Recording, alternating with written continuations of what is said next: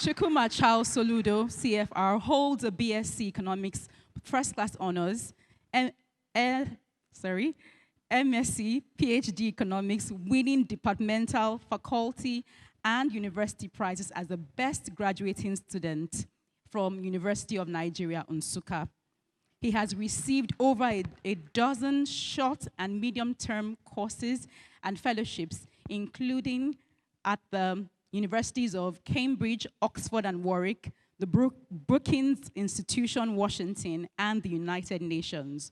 Soludo was promoted Professor of Economics at the age of 38, 26 years ago, as well as visiting professor. Yes, please applaud that. At 36, some of us were still. He was also a visiting professor at Swarthmore, USA, and has over 200 publications to his credit.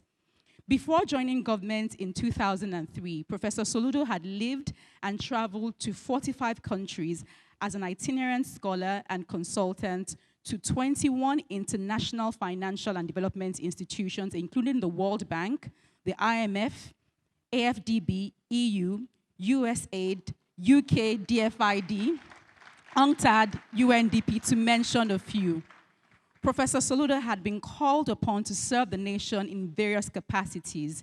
In 2003, he was Chief Economic Advisor to President Obasanjo, as well as Deputy Chairman and CEO of the National Planning Commission. He later served as the Central Bank Governor, Chairman of the Board of Nigerian Security Printing and Minting Company, PLC. He was also the co-founder and founding chairman of Africa Finance Corporation. His distinguished national service, especially the transformation of the banking and financial system, earned Soludo over 160 national and international awards, including being the triple winner of African and Global Best Governor of Central Banks for 2005, 2006, and 2007 by the London Financial Times Banker magazine and Euromoney. In gratitude for his service, he was honored with the third highest national honor, Commander of the Order of the Federal Republic, in 2006.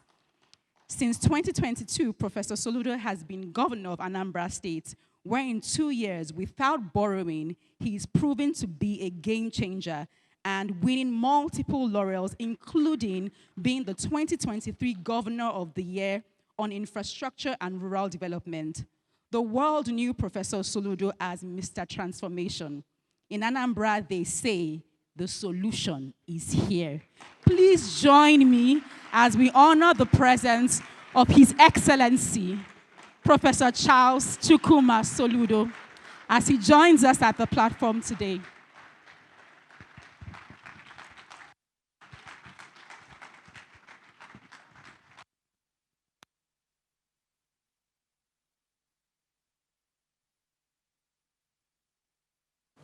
Thank you very much. Please be seated. Your Excellencies, the Speaker, former Governor, my Lord Bishop, if I err here, I will confess afterwards. It's really a great pleasure to be here, distinguished ladies and gentlemen. I think after listening to the erudite scholars and statesmen a few minutes ago, in the last 2 hours or so, I don't really know what else to say or why I am here. I am supposed to be the one in government. As I looked around, I'm looking forward to finishing here and going back to my senior brother in this business, Governor Fashola, from whom I've been taking some useful notes. I will come back for my tutorials. I thought I was just coming here to just take notes and go away. But here I am, and as I was scribbling, just like Dogara, the notes yesterday, I told the pastor that last night when I came in, I was still busy even till a few minutes before coming here. They got to print it out for me, that I was still scribbling.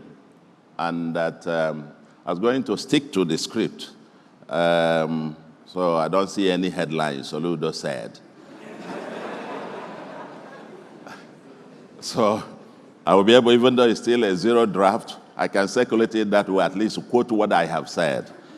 So I want to join all of you in saying Happy Democracy Day. Whatever, however it is and whatever, we'll still say in all things give thanks to God. So, and I commend Pastor Boju Yamade and the convener of this platform. You're really doing a very immense historic civic duty to Nigeria by having this platform. I'm happy to be here again after 5 years, and I would, in my remarks, which is written because I have limited time, I will just skip quite a few of areas because a lot of them have been covered. But just as I listen to all of this, and that's why I have the theme for this, 25 years uninterrupted democracy, 64 years of independence in October. In 2005, I delivered the Democracy Day lecture organized by the federal government of Nigeria. And the title then was The Political Economy of Sustainable Democracy in Nigeria. And today, 20 years on, I am here on another Democracy Day lecture to discuss democracy and free markets. And as I perused through that lecture, I came with it at the aircraft as I was coming in yesterday. I was perusing through that lecture I gave 20 years ago. I was really saddened by the fact that the key theses and recommendations of that lecture are even more relevant and urgent today. Over those past 20 years, in my view, we have made so much efforts, but still largely going in circles as a nation. In the brief remarks that I will make, I will argue that, yes, I've had all the arguments about democracy, free markets, whether there is, it's a spectrum. It's all work in progress everywhere in the world. But I will argue that democracy and free market, we need them as two sides of a vehicle for maximizing liberty, freedom, security, prosperity, and happiness of citizens. Neither democracy nor free market will endure if they don't deliver these objectives. So we will argue further that our democracy faces an existential threat of a potentially unsustainable economy. And we, all Nigerians, must brace up to save and sustain it. But before I even go much further, I need to put a little disclaimer. I have to remind myself that I am here as a serving state governor, and therefore part of the governing elite. We are the ones who are, especially at a time when governors have become the easy scapegoats for everything wrong in Nigeria, I will then, by association, also take responsibility. It's not a good time to be a governor in Nigeria. I know that many of us actually who love this country to death, working day, having sleepless nights, trying to fix it within the perimeters of the boundaries permissible by the structure and the system and resources available to us. But here not to offer excuses or defense. Besides, I'm not here also to offer a treatise on what we must do to get Nigeria going. I think after listening to all the presentations, we'll just carry all of them and then send it there. I have access to them there. And, sometimes I have to remind them myself that I am part of them, that they have to tell. Say, okay, let's go and tell them. And they have to tell you again, but you are part of them. So being part of them, I have to be measured in what I can say publicly in terms of advice. You don't advise. I won't advise on the podium. I don't have that liberty anymore because I have access to share my thoughts in-house. So, And I'm doing my citizen duty to call on all of us as citizens to rise up to the occasion, because the challenges we face are obviously too big to be left to politicians alone. And I think that was your point about participation. We all have the responsibility. I have a section here that deals with the relationship between democracy and free economy and all of that. I won't waste your time on all of those and so on. But just to make the point that at the end of the day, they're all spectrum, whether democracy, free markets, there's none. There's no place in the world where you have any of the extremes, the textbook extremes. We are somewhere in the spectrum. But I want to share with you a thought about the correlation between democracy, the sustainability of democracy, and the economic conditions of a society. And I want you to pay attention to this. I am quoting a 1996 study published in the Journal of Democracy about the strength of economy and the sustainability of democracy. It's very important as Nigerians that we pay attention to this. Quote, once a country has a democratic regime, its level of economic development has a very strong effect on the probability that democracy will survive.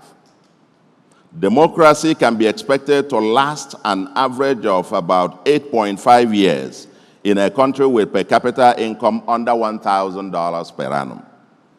16 years in one with income between 1,000 and 2,000.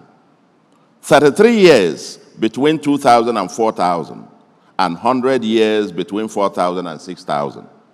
Above 6,000, democracies are impregnable and can be expected to live forever. And it asserts that no democratic system has fallen in a country where per capita income exceeds $6,055. End of quote. Fellow Nigerians, the above quote should make each one of us to pause and ponder. Between 1,000 and 2,000, democracy is expected. Some years ago, per capita income in Nigeria had risen to over 2,500, even 3,200. We were then on the path to that sustainable path where you'll expect it to live 3,300 years and so on. But bingo, something has happened over the last 10 years. That is compression of our national income. We are now at about 50% of where it was 2014. And per capita population ballooning and per capita income is now at about 1,200. Per capita income is now compressed again back to about 1,200. And therefore, yes, that empirical evidence might not be destiny, but if the correlation is as strong as stated above, then its predictive power implies that with Nigeria's current per capita income of about 1,200, then the sustainability of democracy in Nigeria will require an extraordinary effort. Something just to get us to think. I've written quite about this, but if you look at our checkered history, I will just take you we can spend the whole day talking about where we are and how we got here. But there's no space to do that. But our checkered history so far makes me to conclude that we have made so much progress while still standing still. Made so much progress, but literally seem to still be standing stress. And let me admit the fact that it's not so many of us Nigerians don't appreciate. Nigeria is a very poor country, and its public finance is broken. We're a very poor country. I've just said about the per capita income, 1,200. We're in the lower rung of the low middle income countries. We are back there. We were escalating, but we are back. But I will say a few things. Space and time won't allow us to provide all the details.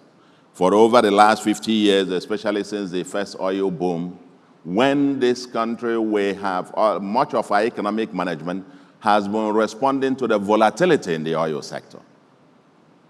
If at any point we can artificially keep the exchange rate, as low as we want, we can fix it to 1 naira to $1 artificially today, and bingo, you'll be the richest economy in the world in dollar terms. But does that make any sense? I like your treatise, Mr. Speaker, as I was telling you a moment ago. Very interesting. I wish we could have time to discuss that, but I just whispered to him that part of what happened when I was governor of Central Bank, I'm the governor and one who served as governor of Central Bank when exchange rate moved down from about 138 until 112 to the dollar. And we built foreign reserve from 10 billion to all-time 63 billion. And with the stable and so on and so forth. But one thing we didn't do, we didn't print trillions of naira and pour it in there. Indeed, there was a particular incident when the federal government wanted to borrow, take ways and means from central bank. And the law allows the governor to fix the interest rate. And I charged them a penal rate and took our own interest up front. Because the law requires us to give them if they needed it, but it must not exceed 5% of the previous year's actual revenue of the federal government. And they must pay it back by the 31st of December. Otherwise, central bank is forbidden by law from extending further ways and means to the federal government. That's the law. It's still the law. The 2007 CBN Act. But here we were. We printed, if we obeyed that law, there should have been no time when ways and means advances to the federal government should have exceeded more than 300 billion. But we kept printing. We printed the first 1 trillion. The federal government didn't pay. We printed the second. 5, 10, 20, 22. Printed money backed by nothing and put into the system, and we expect the exchange rate to remain the same when you are exporting nothing. We expect inflation to remain the same when you are having nothing. We expect this. Gentlemen, you can't pour a drum of water on a rug and expect it to remain dry. We must get down. But I don't have time to get onto all of this. But all I have said,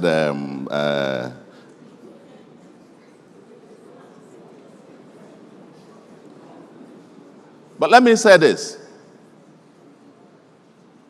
For me personally, on this kind of platform, I remember in the run-up to 2015 presidential election, I wrote a piece entitled Buhari versus Jonathan, Beyond the Elections. It made quite a lot of, generated quite a lot of noise. I think I will now restrain from writing these things in the run-up to presidential elections. Now, but one of the things I said there was that any of them that won that presidential election, it was going to be a Pyrrhic victory. Because I warned that the public finance was broken and that the economy was latently and structurally in avoidable crisis. The last administration, of course, won by President Buhari then, chose to play safe with the populist politics, with the economy, I would say against some advice, by illegally printing the more than 22 trillion that I just said, and amassing public debt at its only way to stay afloat, and keeping the illusion of these phantom subsidies on petrol, forex, and electricity.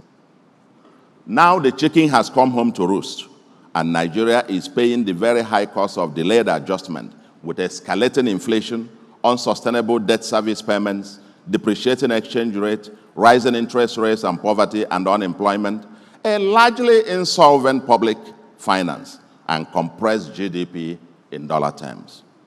As your prices rise and the exchange rate adjusts, you're exporting nothing. Whereas you have foreign exchange. You have a reserves of about 30 or thereabout billion, and you have money supply almost getting to 100 trillion. You do the maths. Our population is growing, while insecurity threatens food security. Today, the once largest economy in Africa is now the fourth, with the dollar GDP lower than in 2010, or less than 50% where we were in 2014. While per capita income is now about 1,200, down from some over 2,500 some years ago. And all I want to say is that we have had a roller coaster of a journey. And let me repeat this point. The size of government, and that is its revenue and expenditure, is too minuscule to move the needle. And the so-called increased revenue due to subsidy removal is nothing but money illusion. It's money illusion. And I think that point was made by Bishop when he said we got to realize that government just can't do it. And I just want to send this message that the government is too small. Just too small. And I want to share some numbers with us, because when I have some conversations, unfortunately, there are things I can now get out. I have to be reminded again, you are a state governor, so sit down. I can't get out now. So I actually resist engaging in these public debates or discussions about public policy. All the invitations by the televisions and so on, join this show or join the other show, I remind them that no, I am part of them, so you people tell us. Consider the 2024 budget of the federal government. Just use it as an example. 28.7 trillion with projected revenue of about 18.3 trillion. And borrowing that will be about 10.4 trillion. This is just about, if you take the exchange rate, approximately 1,500, of about just 20 billion US dollars, or 7% of our GDP. Check out global averages. Other countries around, even in Africa, their budgets as percentage of GDP of that country. 7%, one of the lowest in the world. For a country of about 230 million people, or our budget of about $83 per person per year. Approximately $6.9 per Nigerian per month. Compared to Kenya's 2024 budget of about 31 billion, ours is about 20 for 230 million people. Kenya's is about 31 billion for 54 million people. Kenya, I'm not talking about US, so don't give all this, Kenya.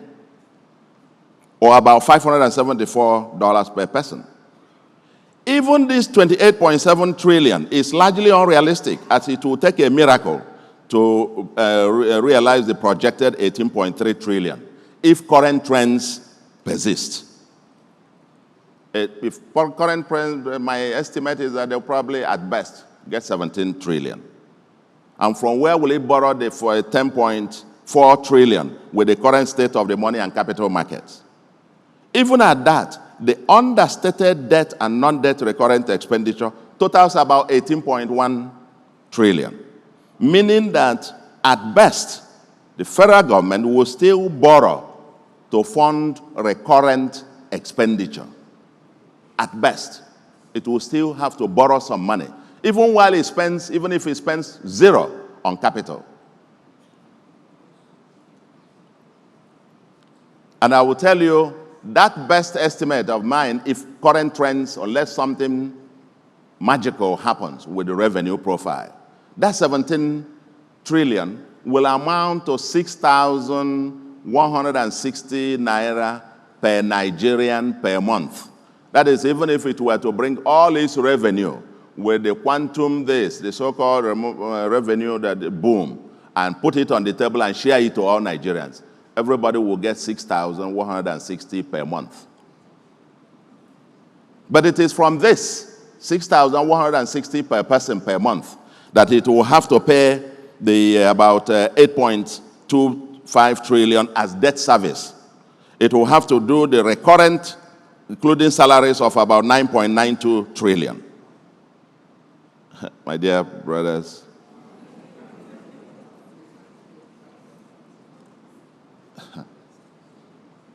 even the entire capital, if they were to have it, a miracle were to, because every penny of capital to be spent will have to be borrowed.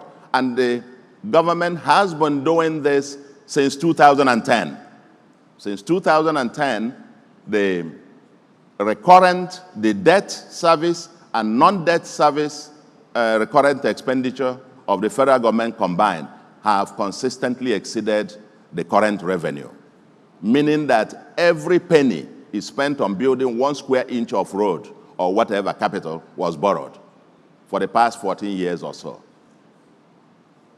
We need to understand where we are. Even if it were to get the entire capital to spend, it's barely 2% of GDP. And I want to say that to move this economy at the pace that we expect it to move, the consolidated public sector capital spending, consolidated public sector, I mean states and federal government combined, should be between maybe 10 to 15% of GDP. Currently, both of them combined, it's less than 5% of GDP. And this to be borrowed. So, I can see some people shaking their head here. I don't mean to make you depress you. But even look at the quantum, because everybody I hear it always, oh, they remove subsidy and the government is getting revenue and so on. It's just nothing but money illusion. Money is what money can buy. As governor of Central Bank, I saw the exchange rate, like I said, at about 138, and I saw it coming down. At a point, it was 118 before it even got down to 112 at some point.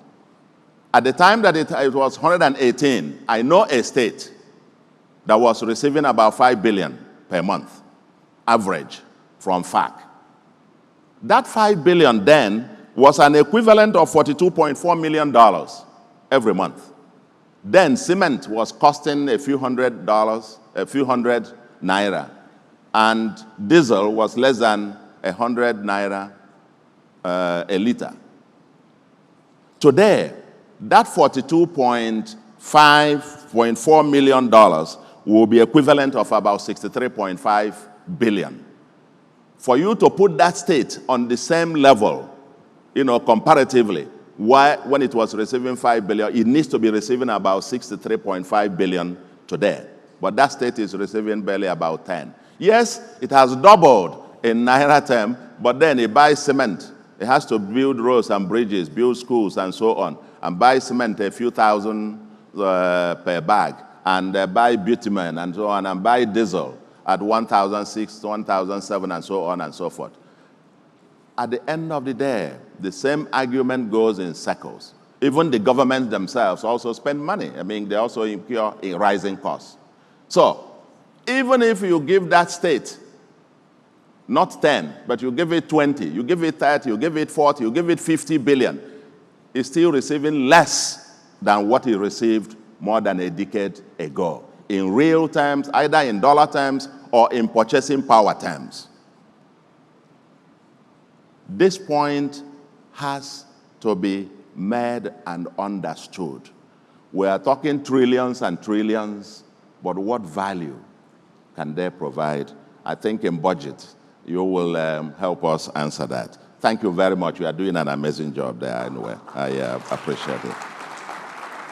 As a person, for example, I deeply feel the pains of Nigerians at these challenging times, especially the over 100 million Nigerians who are multidimensionally poor. Times are hard.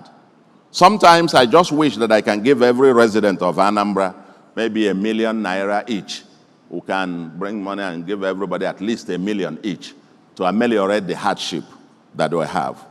But the reality is that if we get our entire revenue in a month, both from FAC and from our IGR, and we put it on the table and call all our estimated 8.5 million residents and share it, nobody will get up to 2,500 naira. If we brought our entire earnings and share, nobody will get more than 2,000. In fact, if it is even up to 2,000. That we did the computation with the March receipt at my executive council, and the share for each person was 1,100 and something naira. But it is from there that I will still have to pay salaries, gratuities, and pensions, build the roads and bridges, invest in health and education, invest in security, tackle menacing erosion, etc. We recently recruited additional 8,115 teachers and over 1,000 medical personnel, and these people also need to be paid, and so on. It is from that same less than 2,500 per person per month that we're expected to do this. So, in summary, my dear brothers and sisters, Nigeria faces stringent fiscal quagmire and even technical solvency challenges. Tax revenue is one of the lowest in the world. Debt has spiked to a level that leaves little headroom for more borrowing, albeit at very high cost. Yet the needs of the citizens keep increasing in geometric proportions by the day. At the extreme, the federal government, for example, can resort to the easy way out by printing more money. Yes, it's very easy. If we want everybody to be paid 1 million, it's easy. Central bank credit everybody's account with 1 million. But then after 1 week or two, a bottle of Coke might be costing 1 million naira. So, state governments or subnationals cannot. If the federal government resorts to that, then every citizen suffers collateral damages in terms of spiraling inflation, exchange rate depreciation, rising interest rates, and so on. And I want to suggest, my fellow citizens, that whether and how we finally confront and address this decade-long fiscal and structural crisis will be critical for the road ahead. Because we're in a bind, but we must get out of it. And let me make this point. I mean, I will just share, like I said, I wasn't going to be doing a treatise on the way forward, how we're going to diversify the economy or deal with the exchange rate or deal with this. I mean, I can share those privately with the officials concerned.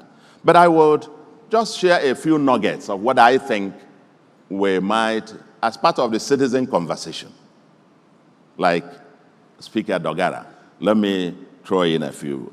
But before I do that, I will make a few statements that won't be nice to many ears. The first, I said this won't sound nice to some ears, but it needs to be stated. President Tinubu did not cause the problem.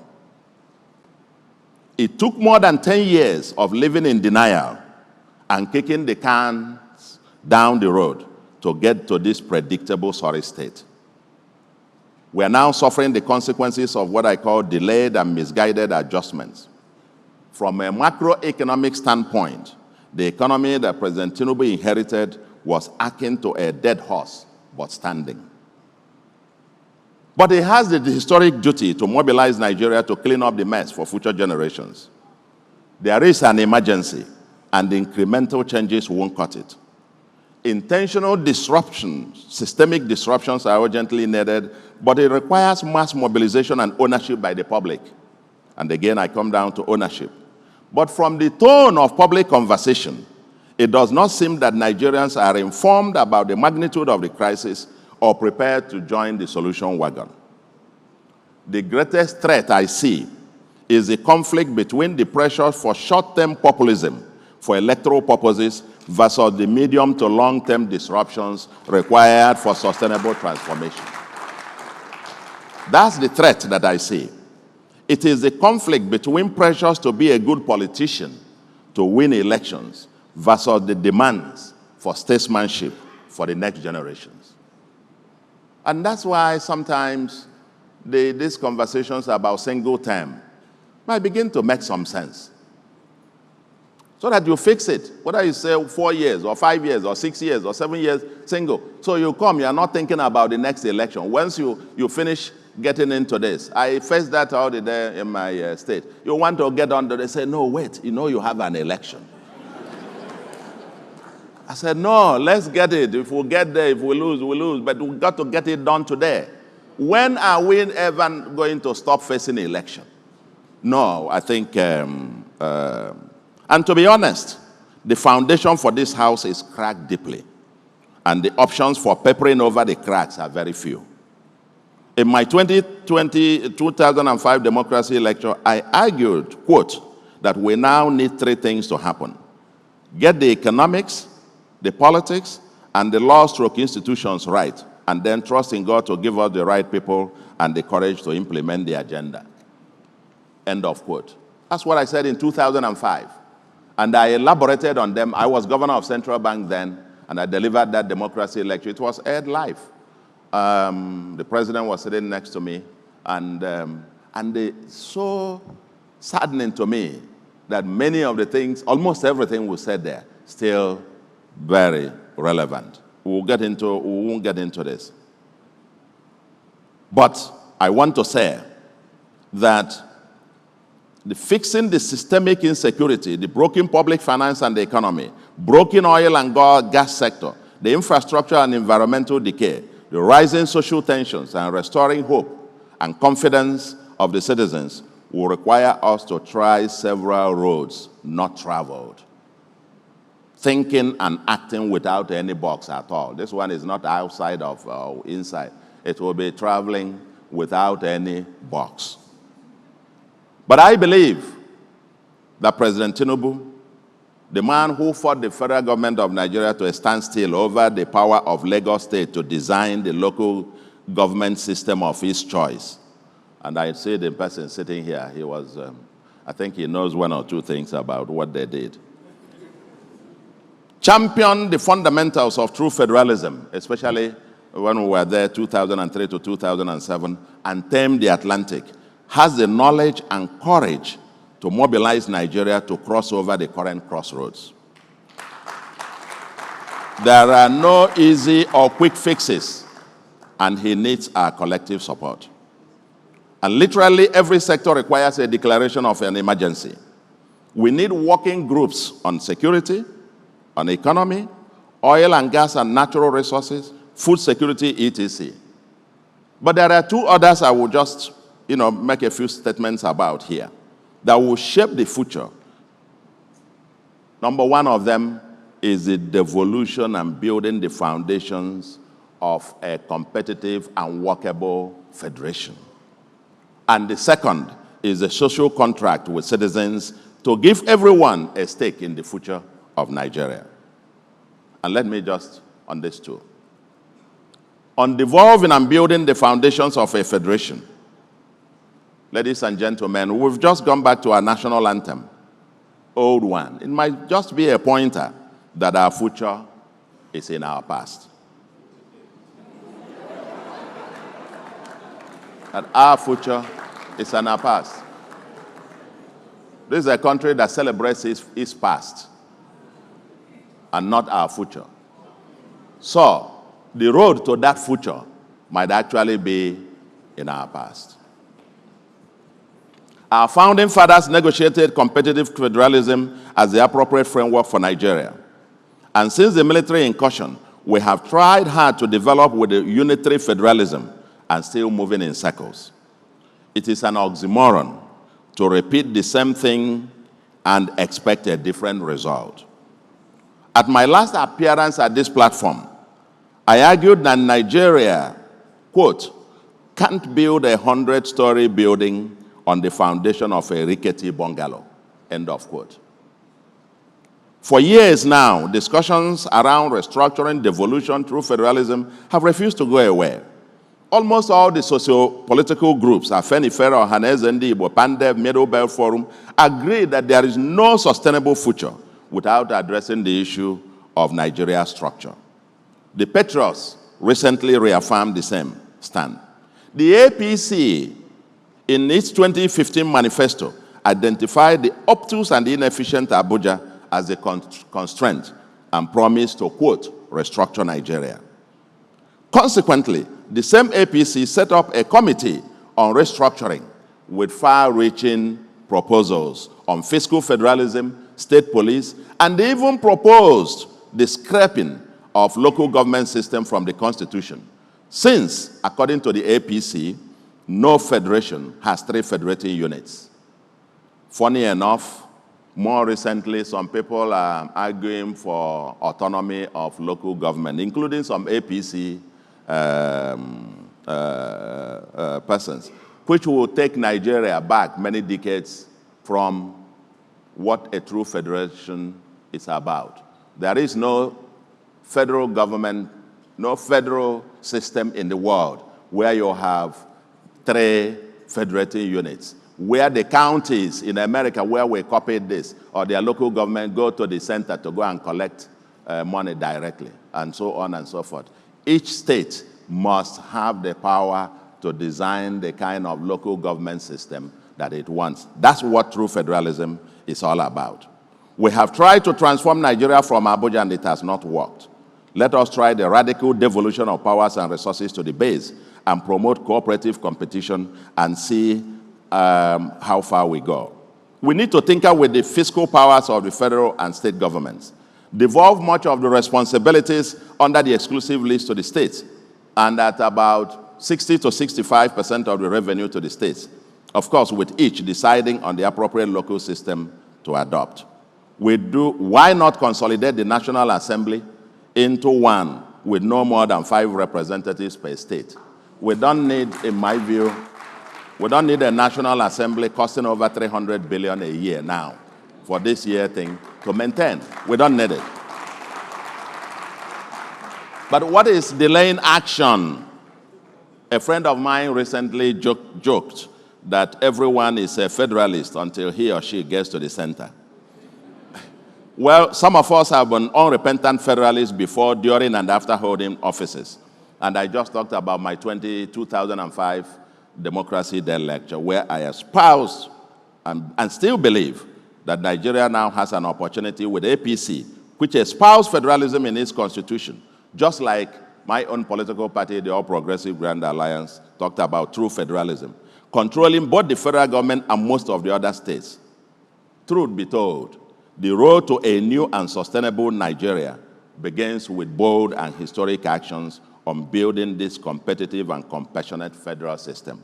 Otherwise, we will continue to move in circles. Second bit I say, and I close, the big tent and inclusive social agenda. This must be akin to the combination of American New Deal by President Franklin Roosevelt, 1933 to 38, or the Great Society programs of President Lyndon Johnson, 1965 to 67, and the European Recovery Plan, or what is popularly called the Marshall Plan, after the World War II. This will require a fundamental reordering of national priorities to invest massively in the social programs, especially health, education, and social protections, as well as infrastructure to give everyone a stake in the national cake, thereby securing the future.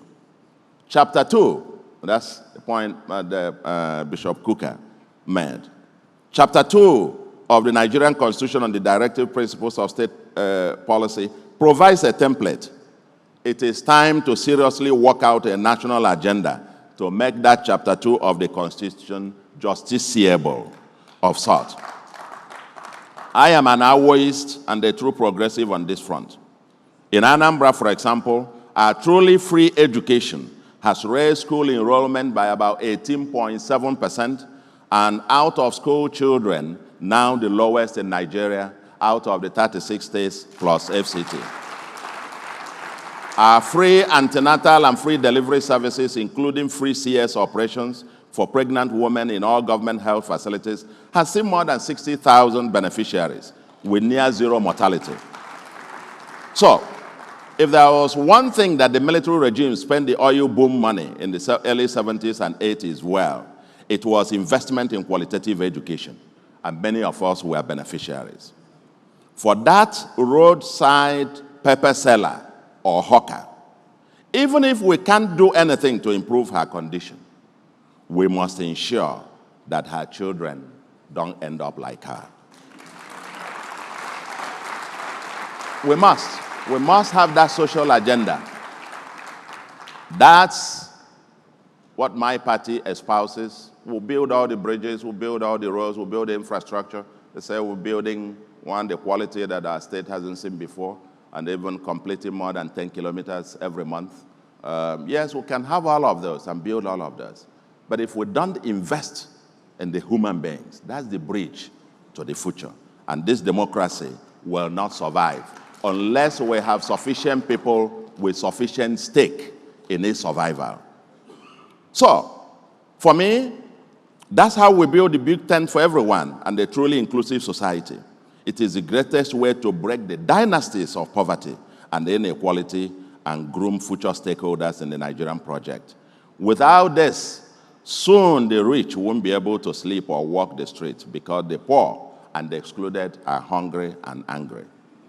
The resources we generate from the emergency turnaround in oil and gas sector, as well as more tax revenues, must be reinvested in the people and the infrastructure as the road to the future. And then I think about the social re-engineering. Fellow Nigerians, I think part of the challenge we have, and I will say this, is that as leaders, I don't think we're talking straight with Nigerians. I think like a family with broken finance, the father shouldn't continue to pretend I'm the big oga and all of that, and bring it clean. Father, mother, bring these children, they are now adults. Instead of one going back to school and writing you, they need 300,000. The other one writing you, need 400,000. Yes, all their needs are justified. But your combined salary is maybe 200,000. Call them to a meeting, put it on the table. Let's have a conversation. We have not been able, I think we need to come clean to Nigerians, but we need a bigger agenda. And that is a lifestyle embodied and exhibited by those of us in public authorities must also reflect the conditions of the time. And that is why I propose reinventing MAMSA and the new code of conduct for public officers. Let's come clean and straight with Nigerians. Nigeria is very poor and broke. But the lifestyle of governments and government officials don't show it, especially with the obscene flamboyance in public display. A time of socioeconomic strife is not a good time to be in public office.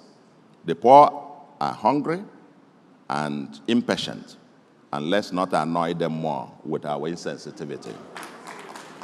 For the federal government, the actual projected revenue comes to about 6,160 per Nigerian per month. For the states, except Lagos, for Lagos and a few states, most states have revenues amounting to less than 3,000 naira per resident per month. It is from these paltry shares per citizen that we're expected to provide all the infrastructure, debt service, pay salaries and pensions, build schools, provide everything and so on. Thus, for each of our wasteful spending, let's be conscious about the fact how many citizens' share we are squandering. Once we lose this consciousness about the public trust we bear, the society dies irredeemably. We are not expecting our public officials to be sent or are there sent anywhere in the world. But it suffices for us never to lose empathy for the poor and always conscious of the resources, that the resources entrusted with us is their money, not ours. Just that sensitivity is an important beginning, and we must be seen to embody the change that we preach. A new code of conduct is required for public officials. Some signaling is required, and And perhaps government officials should maybe, and there are many ways we can signal this, maybe we should mandatorily go back to the equivalent of, secure the equivalent of the Peugeot 504 of the Morotala Mohammed days. Yes, in this case, I agree with my, one of Reverend Fathers, Reverend Father Mbaka. When I just read a few days, he was saying that public officials should also, elected governors and so on, should also earn minimum salary, minimum wage. I agree that we should be paid that so we can feel that as well. In Anambra, I have not received a kobo salary since I assumed office. I've donated my salary to the state. Just it's symbolic. It's not much. The salary of the governor is 673,000. When I came and they showed it to me, I said, this is my salary. The system is in denial, actually. That's my salary. I said, yes. But the tax I paid to the state the previous year, if you annualize what I'm to be paid as governor, what I paid to the state as tax the previous year was more than twice the amount they're now going to pay me as salary. I said, now keep your money. We can do without it. I think generally the system is in denial. But there must be some signaling. It's just the symbolism of this. We need to reinvent something akin to the mass mobilization for self-reliance, social justice, and economic recovery, MAMSA, of the Babangida days, and the new code of conduct for public officials. Both government officials and other citizens need to be constantly reminded of our respective sacred citizen civic duties and obligations, as well as the accountability requirements. We need to break the transactional bargain between politicians and voters that has become a debilitating circus. We all complain about corruption, but clap and bless the same public officials when they make public display of the process of corruption. Why the one who does not do so is considered, quote, wicked, or not generous, or even useless. In some sense, the citizens expect and even demand of public officials to be corrupt. And those who behave otherwise are considered either insane or stupid. Let's have this frank national conversation, because we all seem to be culpable. But we must break this cycle to make sustainable progress. We must rebuild a sense of nationalism and patriotism and reinvent the old slogan of black and proud. Let's mainstream pride in everything Nigerian. Let's drive only made in Nigeria vehicles and wear only made in Nigeria fabrics. Eat only made in Nigeria food and drink only made in Nigeria drinks. That's what we do in Anambra State. So when you see me wearing this Akwete fabric, handmade by the women of Akwete of Abia State, or wearing the eagle on my cap here, that is a Nigerian coat of arms, the eagle on Nigerian coat of arms, or driving a nursing vehicle as my official car, and so on and so forth.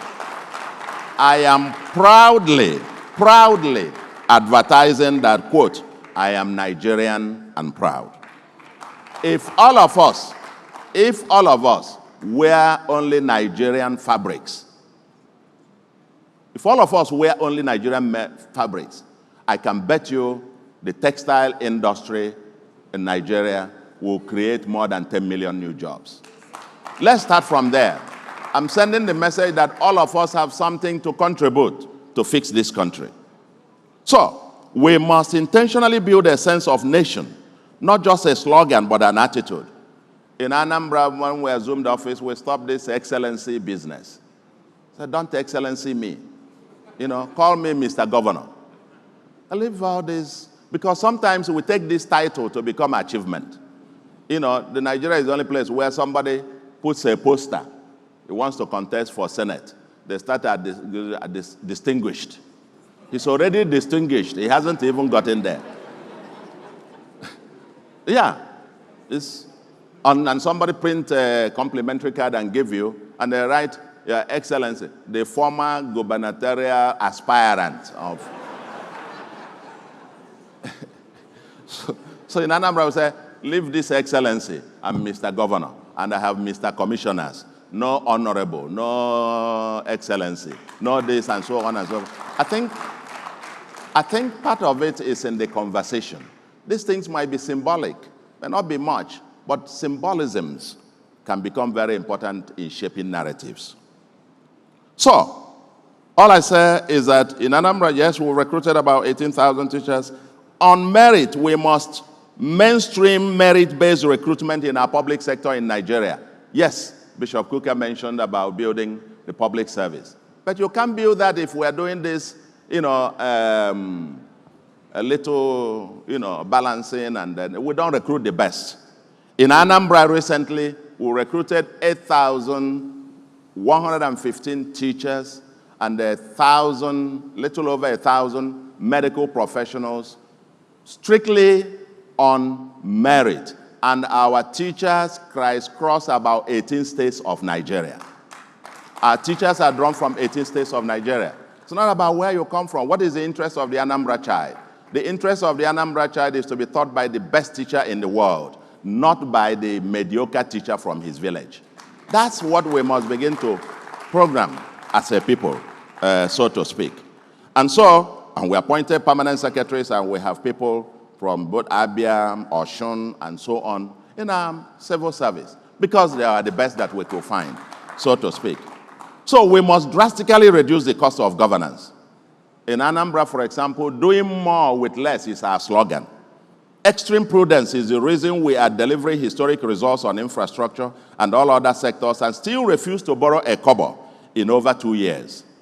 The State Assembly approved for us to borrow 100 billion 2 years ago. And as we speak, we're still insisting that if we are going to borrow in the future, we will only borrow for projects that will have capacity to pay back. We have spent the first 2 years restructuring our public finance on a path of sustainability, and I think budgeted.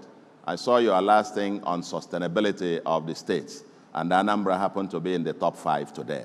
Thank you very much, so to speak. So, our budget is restructured to about now 23% on recurrent, while 77% for capital. We have cost of governance to bare bones. For example, it used to cost about 137 million a month just to clean offices and so on and so forth. We've cut it down to 11 million a month. That's what it is. We have no office of First Lady, and there is no appropriation for that. My wife drives my personal vehicles that I came into office with. And we don't do this to impress anyone, but out of personal conviction and knowledge that Anambra cannot afford the West. Currently, as I said, Anambra is ranked among your top 5 on fiscal sustainability. Our target is that and we'll probably achieve it sooner than later, our IGR should be able to pay for all our recurrent expenditures, while any penny we receive from Abuja will be devoted to investing on the future of the people. In sum, we must reorder our priorities if we must maximize values for our people, given, again, the point I made before that the resources are very little, very little. We must cut the fat, cut them off. So somebody comes to me and says, give us appointment. Man, to be appointment for what? Give me SA or SSA. And I say, what will you be doing? What will you be doing for Anambra people? If I give you SA, you say, no, anything. And I say, no. If I appoint you SA or SSA and there is nothing, no desk, no value that you'll be producing. If I call 20 Keke Napep drivers and put them in front of you and tell them and ask you to tell them what you will be doing for Anambra, such that at the end of the month they will contribute all that they pay as their own payment will be used to pay to you as SA. Will you be able to stand before them and give them that value proposition? No. We can't circle ourselves in the capital and not think that this resource that we spend is the resource that belongs to all the citizens. When we receive our FAC, when we receive anything, it is money belonging to the 8.5 million residents of Anambra, not to the little circle that are in government. And so that's why I think that all these values are the things that we need a new MAMSA to begin to, in addition to broad civic duties, that the new MAMSA will help us to mainstream. And if I may conclude, I conclude where I started. And that is that these things about democracy and free market are threatened by our challenging economy. We must break out somewhere. That agenda is in a different venue to discuss. What will be the breakout points that over the short to medium term we can break out of this circle? It's a vicious circle. We are trapped. Low revenue, low government spending, low outcomes. But you need a quantum injection into the system to move, and you have little leg room again to borrow. I'm talking about the federal government particularly. Very little leg room, because your debt service payment now is more in excess of 50% of your recurrent expenditure, of your revenue. So if you can't, and you will not print money, we've got to think out of the box now. Where will that growth handle come from? And like I said, this is not a conversation here. As President Clinton once said, it's the economy stupid. How can we sustain democracy over the next 25 years? That in about 2050, we're expecting 440 million Nigerians. Not 2023, not 30 million. Are we going to be able to sustain it? I'm an incredible optimist in the potential greatness of this blessed country. That's essentially why I have persisted in public service and applied for my current job. I believe in the infinite possibilities and opportunities that Nigeria presents. Our youthful population, if unleashed, will definitely conquer the world, and the 21st century will be Nigeria's century. But building that next Nigeria will require a very determined and strong pull, very determined pull by all Nigerians. It is good to complain, but better to do something positive about it. We must turn our current challenges into opportunities. As I ponder the lamentations and the possibilities, and even as I was coming out here, that was a song ringing in my head. I just recalled that song by Sonny Okosun. Some of you old enough remember that about 40 years ago, when Nigeria was barely 24 years of independence, the late Sonny Okosun sang a song of lamentations and hope. In that song, he had lamentations, but he also provided hope that only through our collective action can we then build. It was a call also to collective action. In that song, Which Way Nigeria? You remember that? Which way Nigeria? I love my fatherland. I want to know which way Nigeria is heading to. Many years after independence, we still find it hard to start. How long shall we be patient till we'll get to the promised land? Oh yeah. Let's save Nigeria so Nigeria won't die. Thank you very much, and God bless you.